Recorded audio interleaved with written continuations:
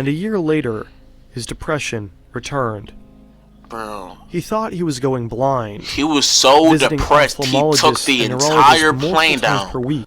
Bro, this nigga should not have been still flying. 4 days before the crash, he turned to his computer to understand the locking mechanism on the Airbus A320 cockpit He planned door. this shut up. So on his it wasn't a outbound spur of the flight moment from thing. Düsseldorf to Barcelona, he tested the descent settings for a moment while Sondenheimer was outside the cockpit.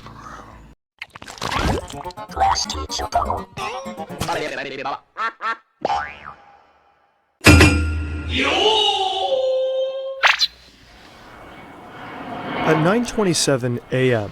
on the 24th of March, 2015, a plane got in contact with the Marseille en route control center.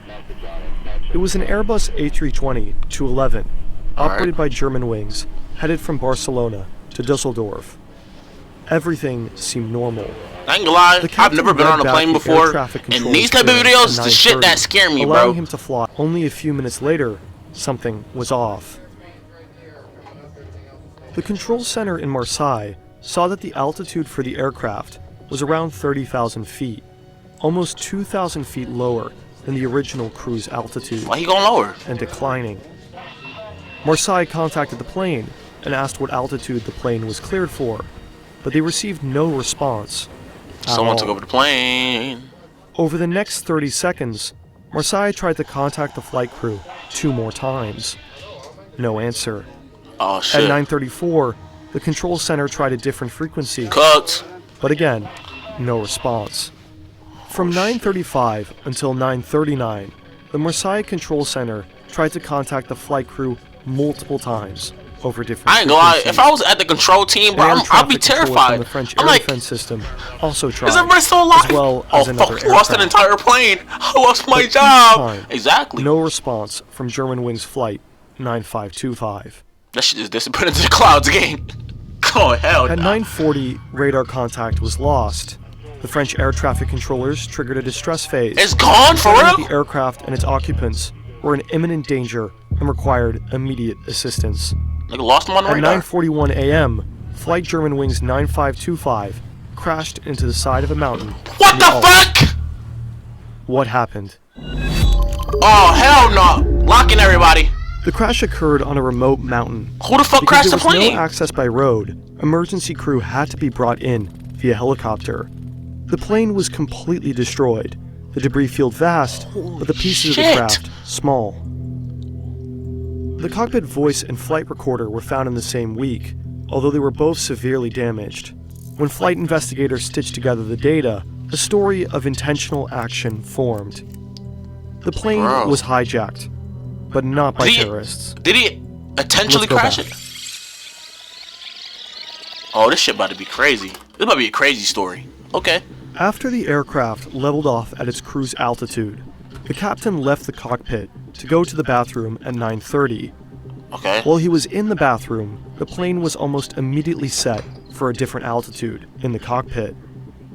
At 9:34, the captain came back and requested access, but he got none. What? The door was locked. As he stood in front of the cockpit door, the captain began to understand. The co-pilot had hijacked the plane, and he had no way of getting in. Was he just mad?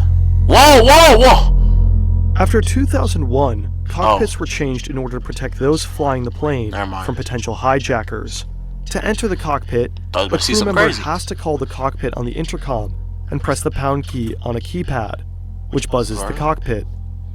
At that moment, the pilot can switch the door control from norm to unlock, and the crew member can enter.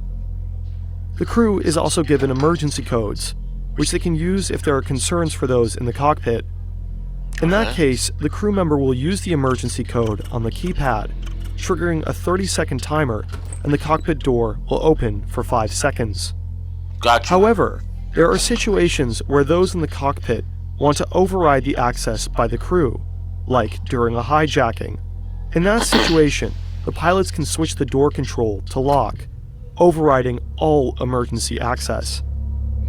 And it's that mechanism that the co-pilot used to permanently lock access to the cockpit while the plane began to descend. Okay. The captain was locked out of the cockpit without any control. Say goodbye. At 9:39, the cockpit voice recorder picked up violent blows on the cockpit door. What? The captain had repeatedly tried breaking in to gain access, but the cockpit door was reinforced. Made to withstand armed hijackers, the captain stood little chance. If I was on the plane, I'd be fucking crying, bro. The passengers, crew, and captain all knew that the plane was going down. You're done. No one survived the crash. Yeah, the plane was fucking obliterated. 144 passengers, 4 cabin crew, what? And co-pilot died. Amongst the passengers was an entire school class returning from a field trip to Spain. The captain, Patrick Sondenheimer, was a 34-year-old father of 2.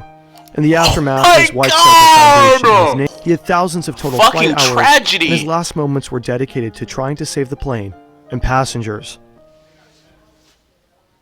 My eyes starting to water. This shit sad. All them people, the co-pilot a whole school was 27 class. Years old, and from a young age, he was passionate about flying. His bedroom had posters of Airbus, Boeing, and Lufthansa. Don't give me a backstory for this nigga, bro, please. Pilot as a child. He joined Lufthansa's flight academy straight out of school, but only a few months into the program, he stopped. What? He was suffering from a deep depressive episode, treated with antidepressants.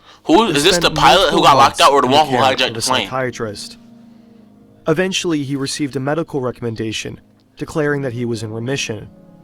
After a few months, his student pilot license and fit-to-fly medical certificate were restored.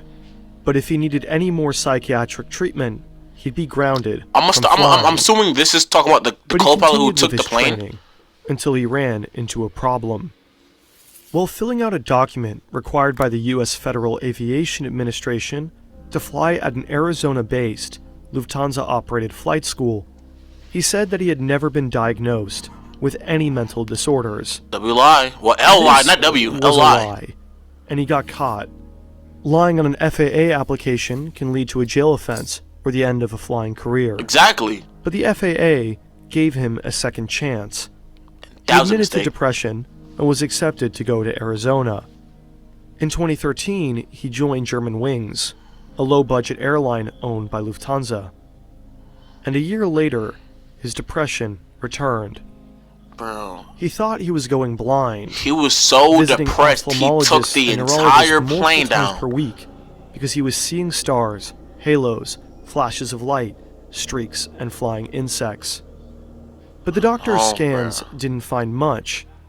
He was diagnosed with hypochondriacal disorder, as well as emergent psychosis from his family doctor. And that doctor urged him to go to a psychiatric clinic, but he'd do no such thing. Instead, in January of 2015, he returned to the psychiatrist that had helped him in the first place. He received psychotherapy and went on heavy antidepressants while continuing to work and fly. He should not be working in From February to all March, those conditions. He received multiple sick notes from multiple doctors. He wasn't alright, and he wanted something to change. Bro, this nigga should not have been still flying. 4 days before the crash, he turned to his computer to understand the locking mechanism on the Airbus A320 cockpit He planned door. this shit. So on his it was a spur of the moment thing. From Düsseldorf to Barcelona, he tested the descent settings for a moment while Sondenheimer was outside the cockpit. On the return flight, he used it to bring down the plane. No, bro. How could this have happened? Pilots are required to do health screenings and annual checkups, but mental health is easier overlooked than physical. Since pilots operate under an honor system, they're expected to self-evaluate their health. And this can be an issue. The co-pilot was declared unfit to work by his doctor, but he decided to just not tell his employer. But if someone the employer should have direct contact. If he's experiencing any type of mental thing, they should be in contact with him. Nigga, don't trust this nigga word. So why didn't at least because easily lie all the time. Doctors who wrote multiple sick notes and declared him unfit to fly think that the co-pilot may have presented a risk for public safety? Enough of a risk that he couldn't be trusted to report himself. We don't know. The doctors may have believed the co-pilot was a risk to himself, but not to others. Being depressed does not make you a killer. Right. Or maybe the doctors were just scared. Breaking doctor-patient confidentiality does not come without risks. What you mean? It's even possible cultural factors could have played a role. Privacy and data protection are valued really highly in Germany. But trying to understand why doctor-patient confidentiality wasn't broken is a dilemma and issue best left to healthcare professionals and ethics professors. And unfortunately, I'm still thinking about the plane. So he took all them niggas down with him, bro. Articles. So I'm not like really commentating much. I'm really kind of locked in. I'm paying attention. Nonetheless, when you're watching this today, it's important to understand that this type of incident is incredibly unlikely. Yeah. In the aftermath, the European Aviation Safety Agency, psychological screening for pilots increased, and multiple airlines adopted a two-person in the cockpit at all time rule, although Lufthansa has recently phased this out. Okay. In 2015, Germanwings was rebranded to Eurowings. The decision was made prior to the crash. In the end, Lufthansa compensated the families of the victims, but there are questions about whether it was enough. The families have faced losses that no money could ever heal. An entire fucking class, bro. Holy shit. That's just the end. Oh my god. We love it. Wait, sorry, I didn't mean to pause at your sponsor, but no disrespect, I don't care. Okay, let me do the debrief real quick, chat. The fact that bro's mental health was so terrible.